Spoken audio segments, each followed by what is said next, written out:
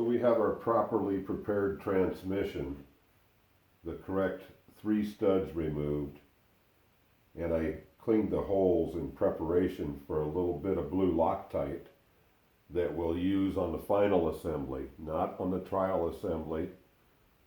We have our 16-tooth starter clutch properly installed. I torqued the nut to 45 foot-pounds, dealt with this nasty lock tab, the new tech tip of using a razor blade. I used a utility blade and brass hammer to get it started bent over. We've cleaned the face in preparation for the gasket. I even took a file and removed some metal that was proud of the surface here. There's a witness mark where someone used a hammer to remove a kicker cover at one time. And of course we want a clean, flat surface, not only for a seal, but so that we have a correct physical match of the gearing. Here's a gasket.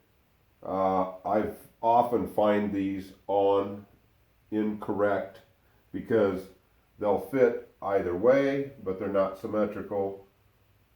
This little cut out area here must match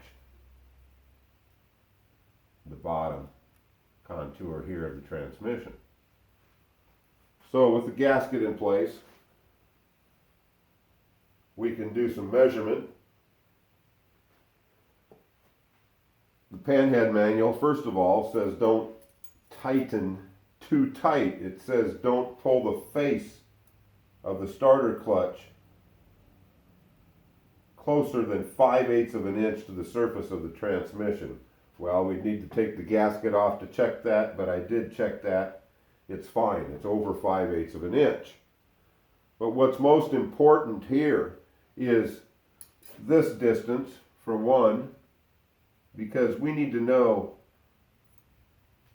where the starter clutch face sits. We're going to use the ring on the back of the right side starter to disengage this, as you know because you've watched the introduction and the how it works video.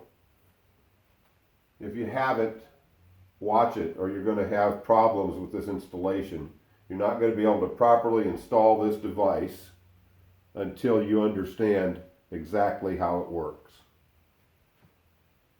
The most important measurement here is actually where the starter clutch is open. We need to hold it open. That's the normally open, static installed position. So what I'm going to do here is take a quick measurement of this distance. And regardless of what that distance is, it's about 180 thousandths. What's most important is this spring-loaded ring on the right side starter extends beyond that. We need separation of the serrated teeth here. And this is almost 1/4 inch. So we have plenty of separation to statically hold the starter clutch open. When we push the button, 2 things are going to happen. We are going to retract this ring, which will let the starter clutch close, and torque will be applied by this pinion gear.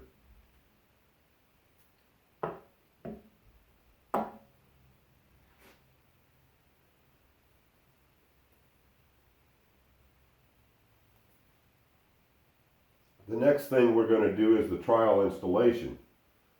We're going to use 3 fasteners. Here's 2 fine threaded nuts for the studs. Here's the longest fastener in the right side starter hardware kit. And this socket head cap screw. Top center.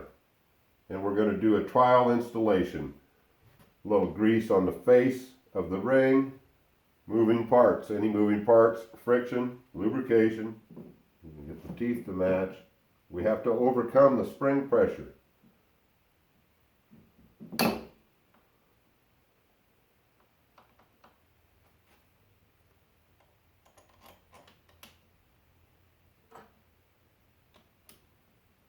Just get this long bolt started carefully.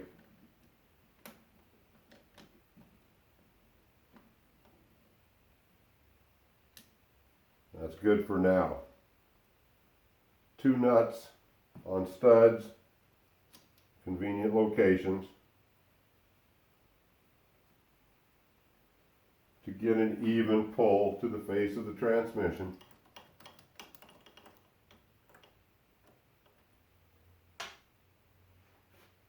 We need to check and see if it's centered.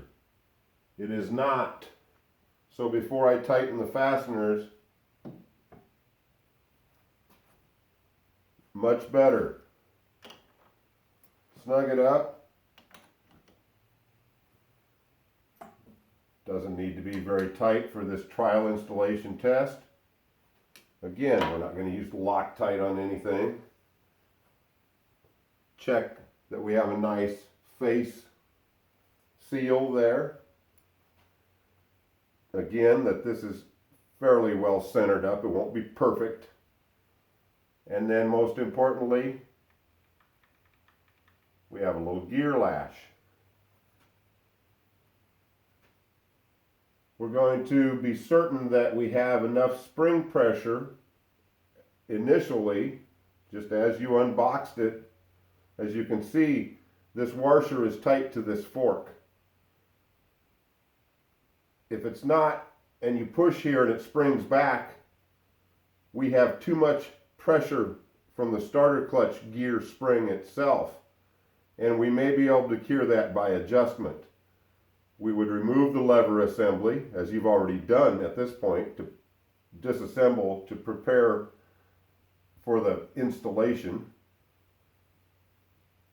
And that's why we don't use Loctite on these two. I don't even on the final installation, I don't have a problem properly torqued with them coming loose. But we need to be able to access the set screw underneath these for spring pressure. And if we would need to, we could adjust that spring pressure. But since we're tight to the fork here, that tells me the ring is protruded far enough to hold the starter clutch open. That's all I need to know at this point.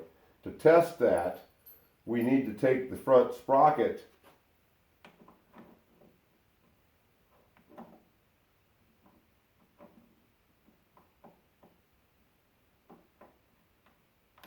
Now I pushed the pinion gear in. I want to make sure the gear isn't in too far. I'd rather not put the snap ring back on. Be careful with this snap ring. If you open it too far, you will distort it. I'd rather not use it. With the sprocket, I can see the pinion shaft is in the correct position. The starter clutch is normally open. It's being held open. I can test that by rotating. This, just like your kicker was, when I go this direction, it should be trying to start the bike, but the starter clutch is open. This is free to turn either direction. You can hear a little noise when it turns. More than likely, that's the spring that's hooked on the back of the starter clutch gear, which is rotating on its bushing, and that spring is rotating against the plate. But the starter clutch is not closed. It's being held open. Now let's see what happens when we close the starter clutch. A convenient tool, an Allen wrench in this vice grip. Let's simulate what happens when we push the button and that Denso starter motor extends its shaft.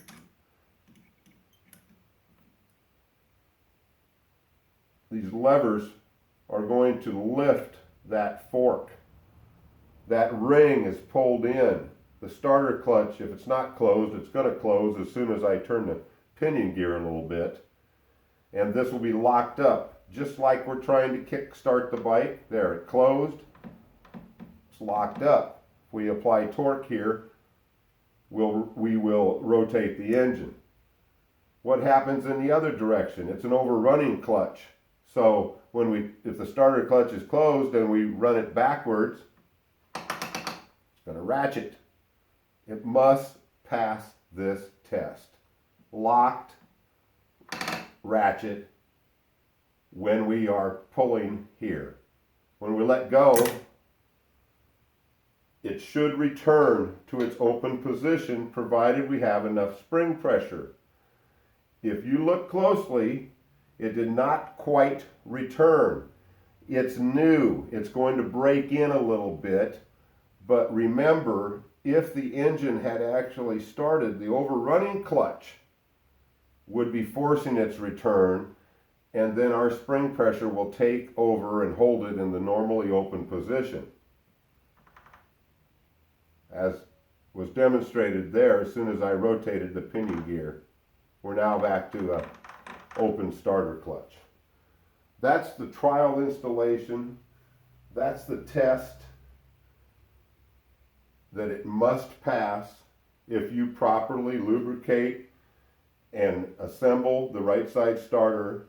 It is going to function, provided your Sportster style starter motor puts the action here.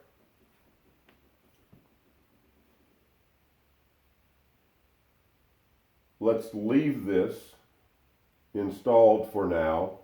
Let's prepare that motor for clearance, and let's see if it's going to clear before we take this off of the machine.